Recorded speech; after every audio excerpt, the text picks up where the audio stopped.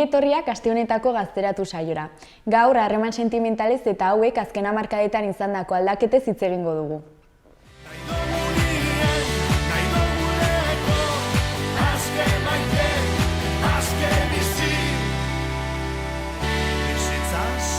Jakina da gaur egun harreman sentimentalak ulertzeko daukagun modua aldatu dela, baina ze puntura arte aldatu da eta zertan aldatu dira harremanak. Gaur galdetuko diegu gaztei zer uste duten gai honen inguruan. Uste duzu gaur egun harreman sentimentalak ulertzeko daukagun modua aldatu dela gure aitona amonen belaunaldiarekin alderatuta? Bueno, bai, nire ustez aldatu egin dira. Nik uste dut baietz, lehen harreman bat azten zenuenean, segurenik zeukan ja helburu batzuk ez, harreman batean, pentsatzen zen ezkontzan edo semeak izatea, estabilitatea lortzeko eta familiari pisu hori kentzeko, eta orain harremanak izan aldituzu beste modu askotan. Ez, nire ustez. Zertan uste duzue aldatu direla? Pues lehen igual ezena sentimentala edo, harremanak ziren zeo zergatik, ez? Interes bat zuten atzean eta lehen, gizonak ere, arrotasunez jokatzen zuten eta hola, eta jo kese, ha cambiado, no sé. Adibidez, sare sozialak direla eta harremantzeko moduak asko aldatu dira. Zuen ustez, eragina izan dute sare sozialek gure harremanetan, harreman sentimentaletan? Balde batetik jendea ezagutzeko aukera handiagoa, ez? Eta igual askotan gertatzen da pertsona batekin lehen igual ezagutzen zenuen eta berarekin geratzen zinen, baina orain hori baino lehen sare sozialen bidez igual hitz egiten duzu.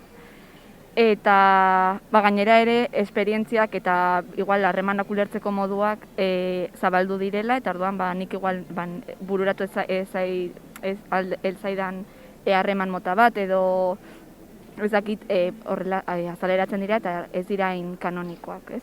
Distantzia izan da ere harremanak mantentzeko gaitasun hori gehiago garatu dugula igual, ez? Eta aukera gehiago ditugula zentzu hortan, afektibitate hori helarazteko edo fisikoki ez den arren, beste modu batzuetan, ez?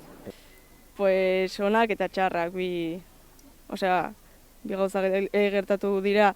Orain ligatzen da gehiago por el Tinder eta horrela ez, eta Instagramez, eta baina arazoak egon dira ere argazkingatik eta horregatik, eta orduan alde txarrak eta onak ditu. Sozialengan dependentzia pixka bat sortu dela eta hori bikote askok sare sozialengatik bakarrik harremantzen direla edo asko horren menpe asko daudela. Batetik ezagutzeko aukera gehiago dituzu, baina baita ere harreman toksikoagoak dira. Ez, jeloskorra zarela esango zenuke? Bez, nire ustez ez. Eta zu? Nik uste dut ez, baina justu gure kuadrian garelako neska eta mutila asko, eta nik badakit izan naitekela mutilen laguna inolako, beste motako maitasun bat izanik, orduan ulertzen dut nire bikoteak ere izan aldituela horrelako harremanak. Bai, uste dut hori ere aldatu dela edo aldatzen doala, adinarekin ere, uste dut gazteago garenean badaukagula harremanei buruzko kontzepzio bat edo, eta hori denborarekin aldatzen dela, eta igual gutxinaka ere hartu dela, ez, sentsazio hori, jeloskortasunaren aldekiko, edo zer den jeloskortasuna eta zergatik ez den horren erromantiko. Nire ustez ez. Eta zentzu horretan esango zenuke gure bikotei lehen baino askatasun handiago ematen diegula edo gutxiago? Dirudi asko betu dugula alde hortetik, baina nire ustez errealitatea ez da. Jeloskorrak segitzen gara izaten eta harremanak toksikoak dira. Gaur egun gehiago ematen dugu. Nire ustez gaur egun ere asko kontrolatzen da sare sozialengatik, gandik ez, eta asko ikusten dira mugikorrak eta hori kontrola handiago bat da, lehen, por lo menos si le mentías, igual ez zen enteratzen. ulertu behar dugu gure bikotea ez dela gurea, baizik eta pertsona independiente bat dela eta beste harreman batzuk dituela eta harreman horiek mantendu eta zaindu behar dituela, baita ere ez bakarrik gurea, ez. Bai, nik uste hezkuntzarekin lotuta joan dela hor, egon dela prozesu bat, ez? Harremanak nola ikusten ditugun aldatu dela eta horrekin ere zentzu hortan harreman erromantiko klasiko horietatik pixka talde egiteko aukera izan duguna eta aurrera pauso bat eman dela, ez? Zuri adibidez, zer iruditzen zaizu poligamia? Nire ustez ongi dago, baina gizarte bezala ez gaude prest horrelako harremanak izateko. Beraz, niri horren kontra. Nik uste dut posible direla, baina bai lan handia egin behar dela haien inguruan pentsatzen eta nola izan behar diren harreman mota hauek, ze txikitatik ez dugu ikasi, beste harreman mota batzuk ikasi ditugu. Konfiantzak eta komunikazioak batez ere, ez? Bikotearen artean, komunikazioa ona den bitartean, nik uste dut ondo eraman daitekela eta harreman onak sortu daitezkela. Adiz izango harreman ireki bat? Momentuan nahiko banu, bai. Ireki bat, igual bai, biak ados zaudete hola, baina igual bat baino gehiago izan, hori... Harreman poligamoa dauka norbait ezagutzen duzue? Ez. Bai, nik ezagutzen ditudan kasuak, esperientzia izan da txarra, baina, bueno. Uste ezagutu ditudanak izan direla hori, ez poligamiaren zentzu horretan, baizik eta harreman irekiak, eta pixkat ezberdintasun hori, ez? Bikote ezberdinak eta ez harreman poligamia. Harreman irekiak ezagutzen ditut eta kasu batzuetan primeran joan dira eta beste batzuetan harreman poligamoa ez, baina irekia bai eta beren arazoak izan dituz, baina harreman guztiak bezala. Orain ikus ditzagun azken asteko albiste batzuk.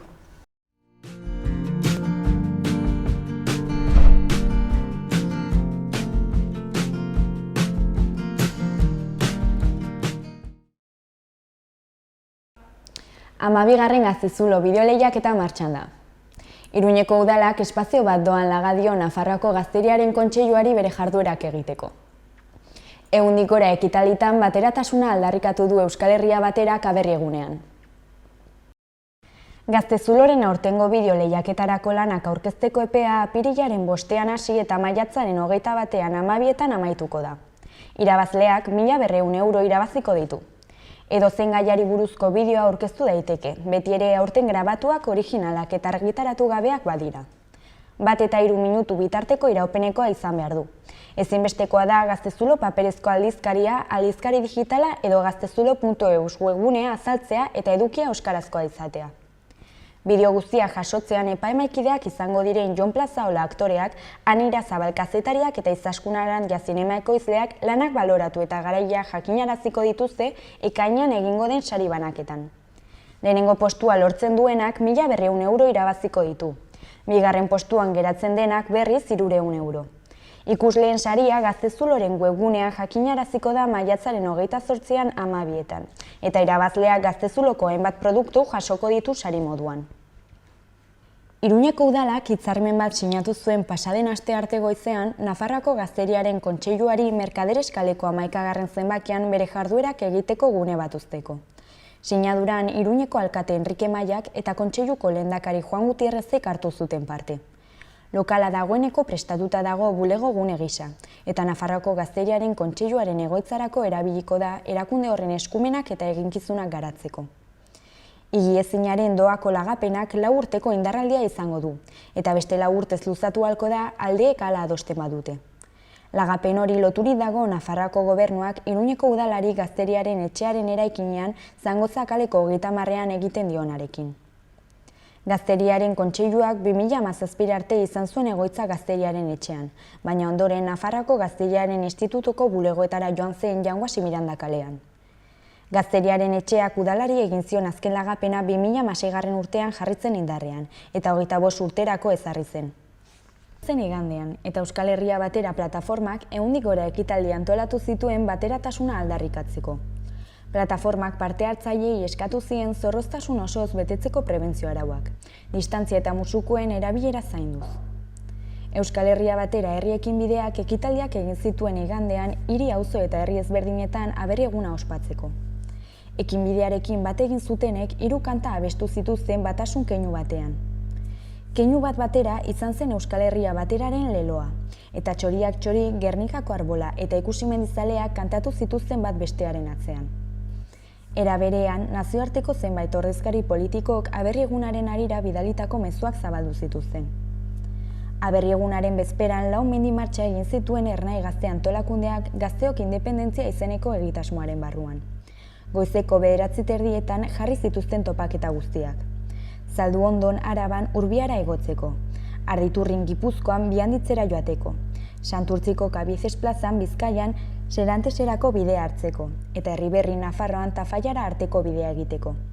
100 gazte batu ziren martxetara, askotariko banderak eskuan.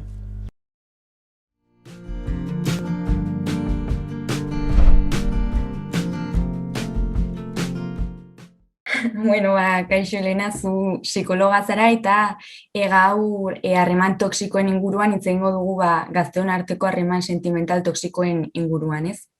Eta orduan galdetu nahi duzudan lehenengo gauza da nola esango zenuke aldatu direla azken hamarkadetan gazteon arteko harreman sentimentalak. Bueno, galdera honi erantzutea horrela orokorrean pixkatzailea da, ze ezin da guztiz ziurtatu. Ze ikerketa gutxi egin dire eta datu hauen bilketa ere nahiko berria da. Baino, Espainiako berdintasun ministeritzaren arabera, gazteen arteko harreman sentimentalek bai okerrera egin dutela. Bereziki, violentzia psikologikoari dagokionez. Bertzalde, emakume gazteek genero indarkeriaren inguruko kontzientzia, bai gaur egun, azkeneko 5 urteetan gehien bat errango nuke, gehiago daukatela kontzientzia hau, ez?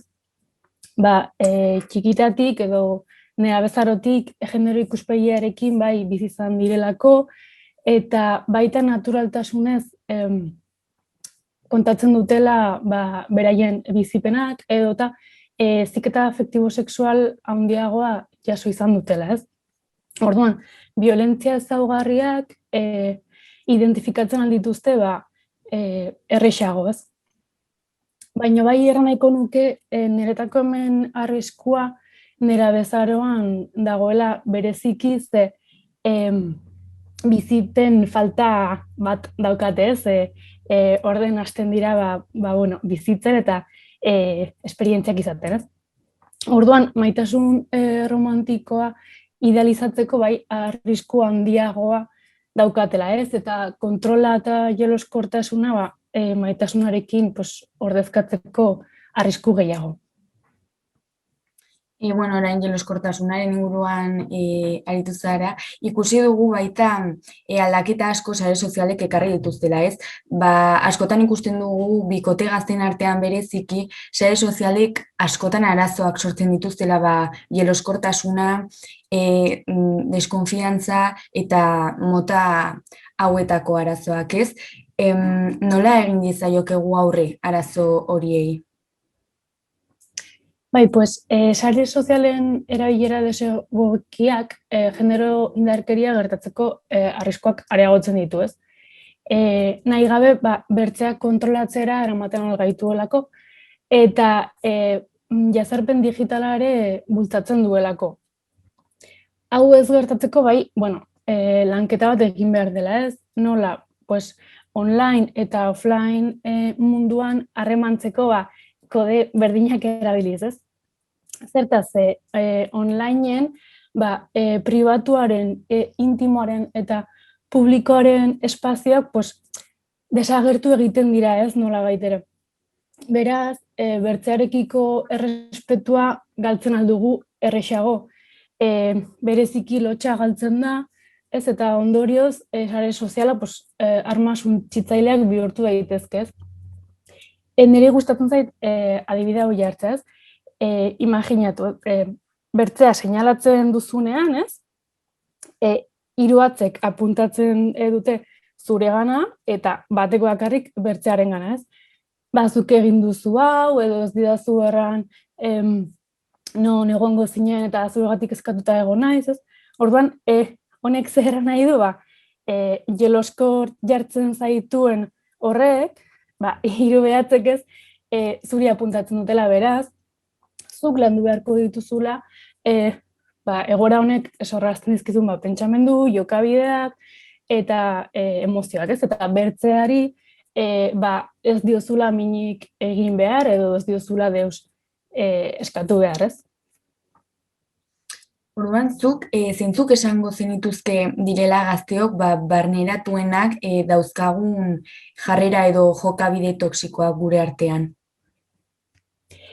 Egia eran, zuk aurretik eran dituzunak, ez? Gutxi gora bera. Jeloskortasuna, mesfidantza, obsesioa, azkenean jeloskor jartzen denen pertsona bat gai honekin tematu egiten da, eta azkenean obsesio bat bihurtzen da, edo bihurtu daiteke. Kontrola eta jabetza hori, ez? Posesio hori.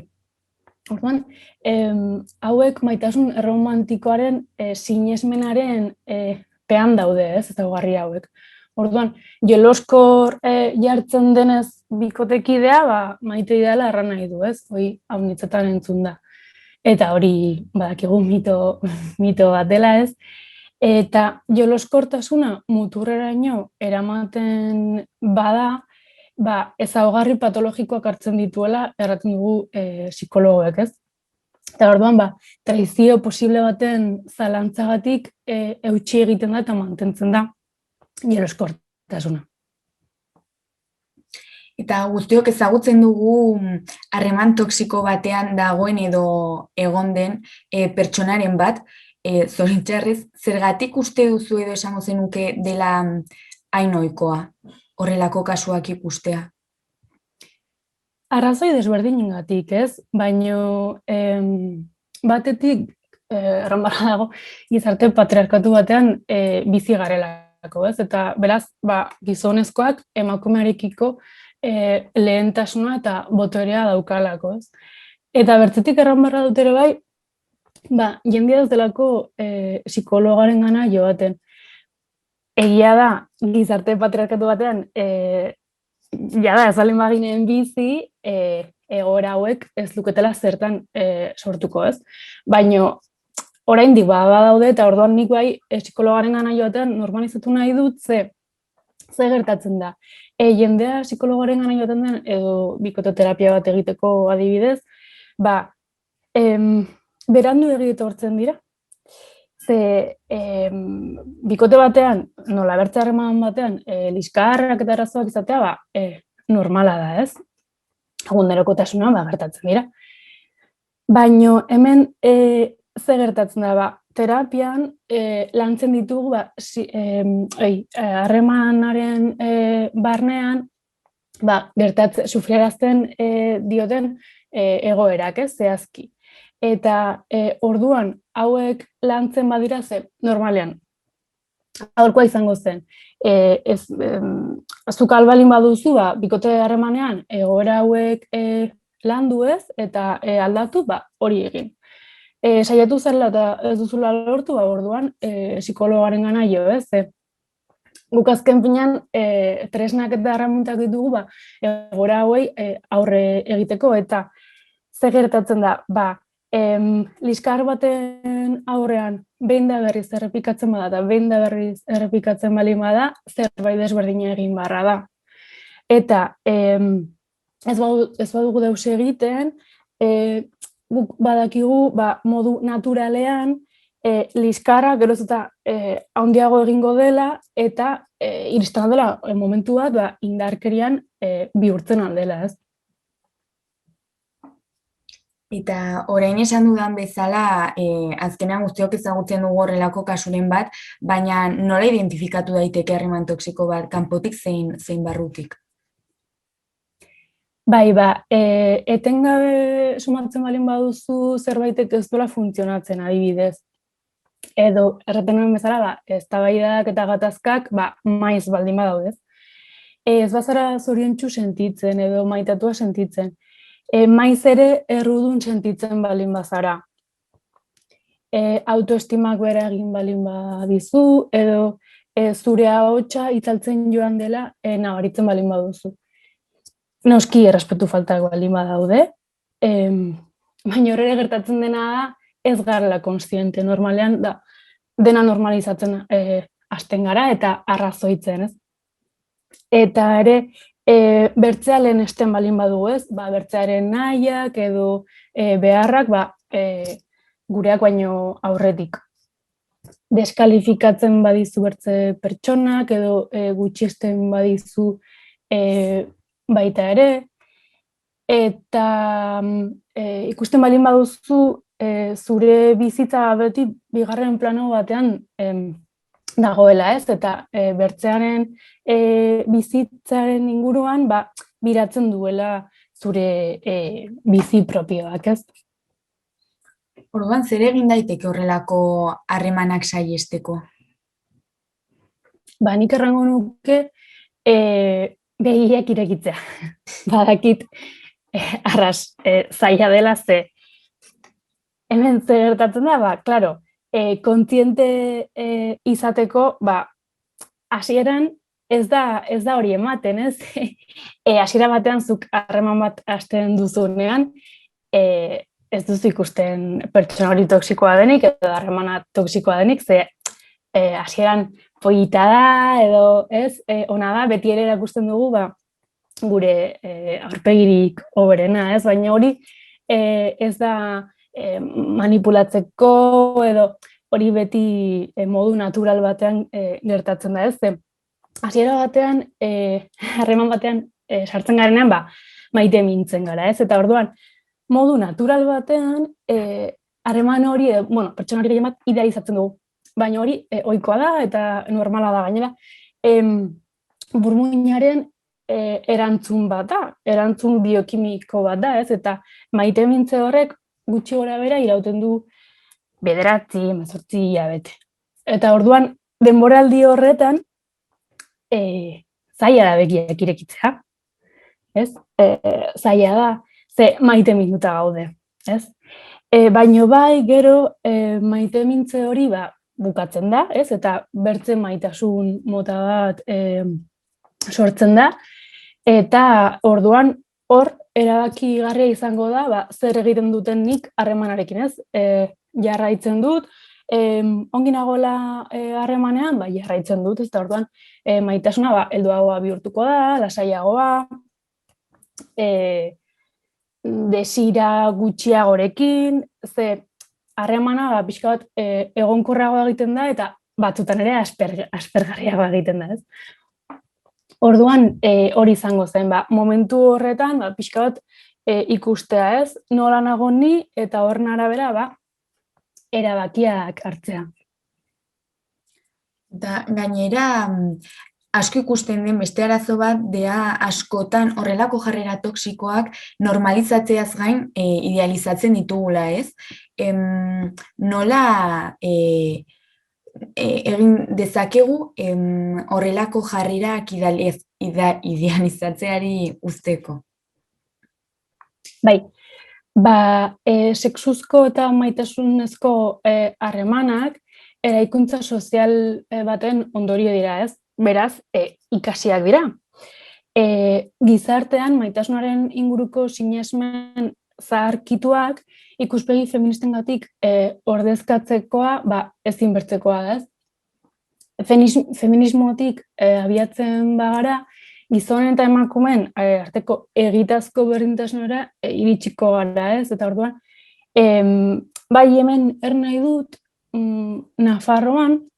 Nafarroako ikastetxeetan, haur hezkuntzatik, lehen hezkuntza, DBH, batxilergoa eta lanbide heziketa artean, martxan jarri dutela eskola programa, ez? Eta programa honen bitartez, gizonen eta emakumeen arteko berdintasuna bultzatzen ari direla irakasleak, ez? Eta beraz, nesken aurkako indarkeriak prebenitzen ari dira, ez? Orduan, programa honek urte guti sartu dutela hezkuntzan, ez?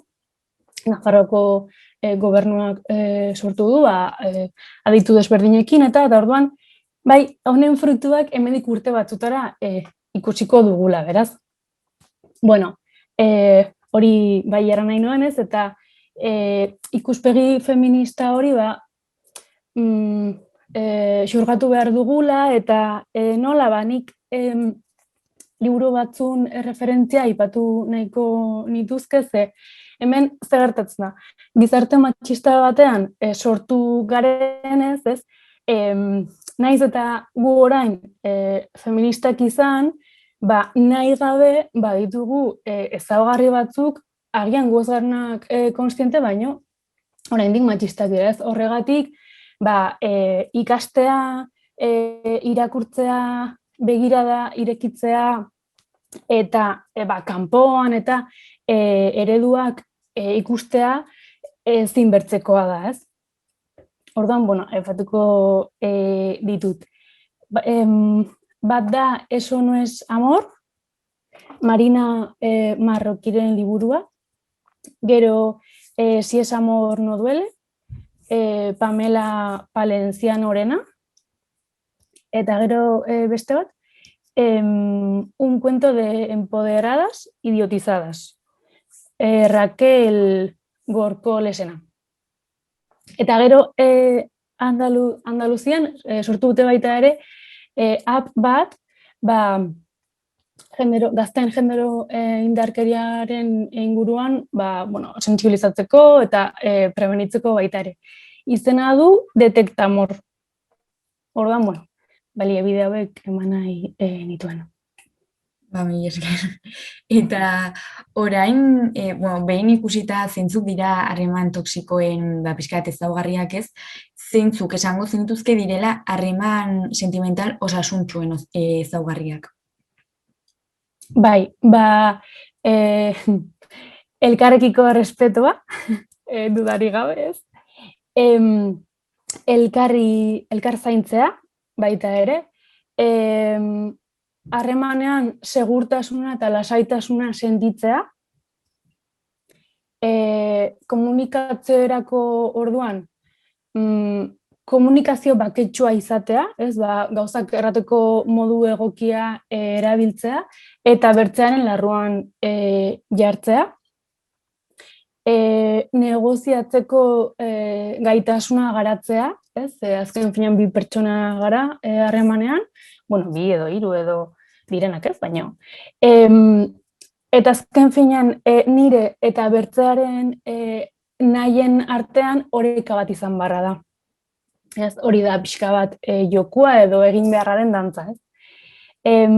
Konfidantza izatea, dudari gabe, horrela jeloskortasuna saiesten dugu, ez.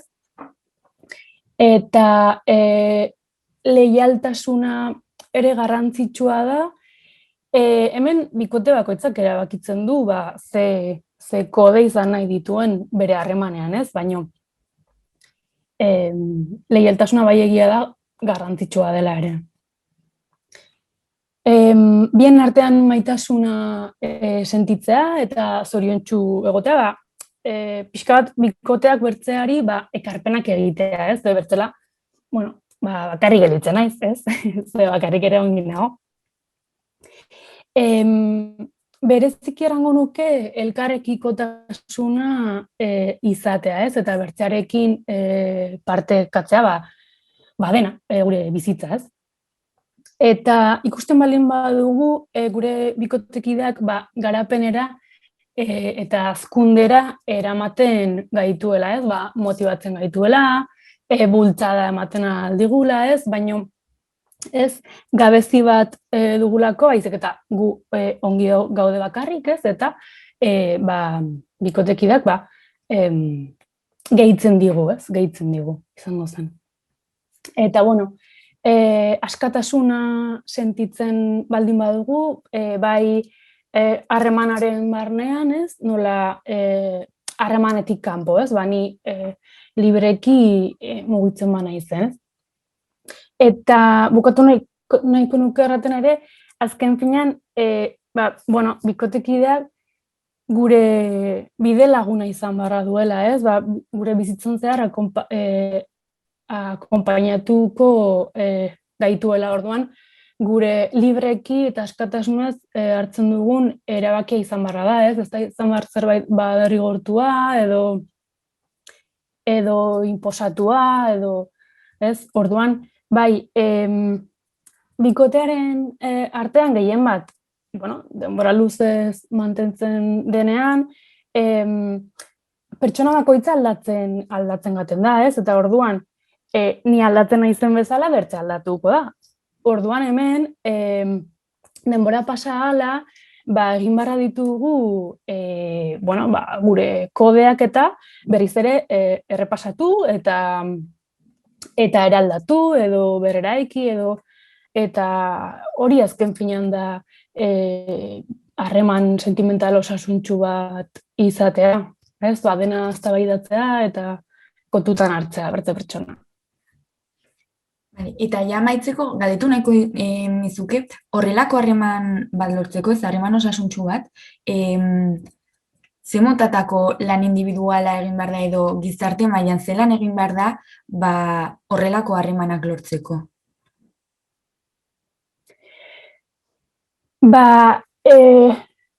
Nik hemen bai uste dut, pixka bat azkeneko urteetan, gehien bat 5 urteetan, bai, bidean gaudela. Oraindik falta da, egia da, zerotik ez ginela hasi, baizik eta agian -100 edo -1000 hasi ginela, ez? Orduan bai, aldaketak bai izan direla. Baina, oraindik nik uste dut, gehien bat erraten nuena, ez?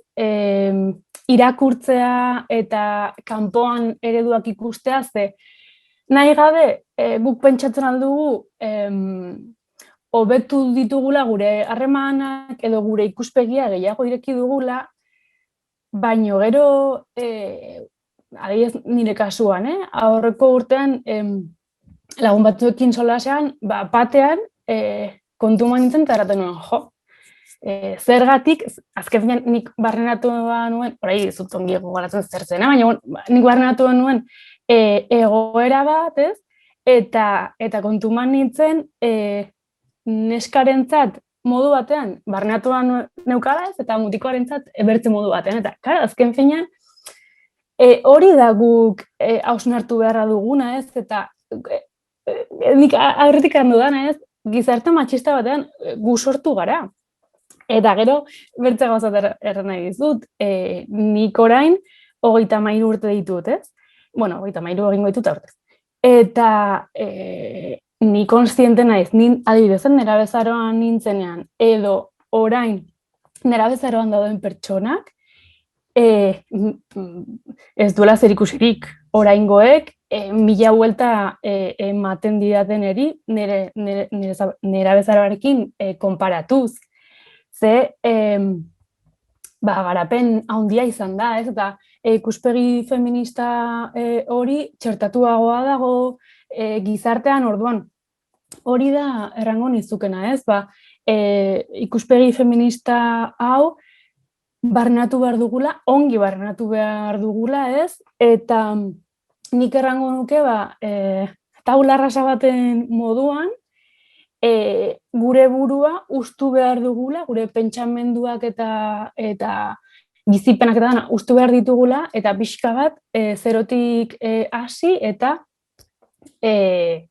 erraten nuena, ez? Irakurtzea garrantzitsua dela, ze eredu berriak sortu behar ditugu. Eta azken finean guk gizarte matxista batean sortu garen ez, eta bizi izan garen ez daukagu ikuspegi feminista oso bat barneratuta, baizik eta eraikitzen ari gara. Erran duten bezala, adibidez, Nafarroan, eskoletan, hasi direla eskola programaren bitartez ikuspegi feminista hau txertatzen eta, baina uste dut, 2016an hasi zirela, gutxi gora bera, 2016-2017 horretan. Orduan, ostras, arras berria da hori. Orduan, eta gero komunikabideetan ere zuek egiten dituzuen elkarrizketekin eta horrelako gaiak lantzen, gizarteari hausnartzeko laguntzen diozue. Bai, azkenean hori uste dut dela garrantzitsua, ez, gauza hauen inguruan hitz egitea eta dakien jendeak benetan azaltzea, ez? Nola zer den, osea, azkenean dirudienako batzutan ez dakigula ez zer den harreman osasuntsu bat. Orduan, uste dut hori baita garrantzitsua dela beraz, mila esker azaltzeagatik eta zure denboragatik. Ez da deus. Jarrai dezagun orain agendarekin.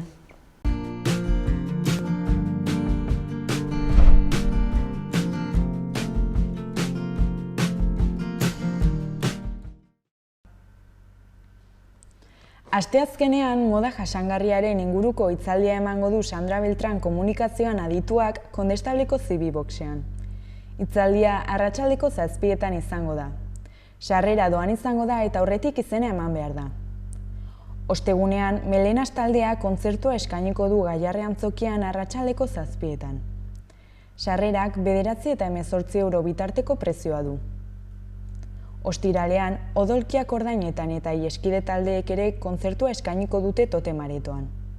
Ate irekiera arratsaldeko 6etan izango da, eta kontzertua terditan hasiko da. Sarrerak 10 euroko prezioa du. Larunbatean, zine klasikoa zine modernoa zikloaren baitan Deneike City filma proiektatuko dute Kondestableko Zibi-boxean. Proiekzioa arratsaldeko 6etan izango da, eta sarrera doan izango da, baina izena ematea beharrezkoa da. Igandean, Malaspulgas konpainiak ilargiaren atzean obra antzeztuko du Nafarroako Antzerki Eskolan. Arratsaldeko 6etan izango da. Sarrerak lehenago erosiz 5 euroko prezioa du, eta lehiatilan 6. Astelenean, Heroinas del Cine zikloaren baitan, Iturramako Zibi-boxean The Hours filma proiektatuko da arratsaldeko 6etan. Sarrera doan izango da eta lehenago izena eman behar da. Asteartean, Ana Ulargui Palacio historian doktoreak Mujeres sin barreras entre dos siglos izeneko hitzaldia emango du Kondestableko Zibi-boxean. Hitzaldia arratsaldeko 7etan izango da doan. Hau izan da dena, espero dugu disfrutatu izana eta hurrengo astera arte.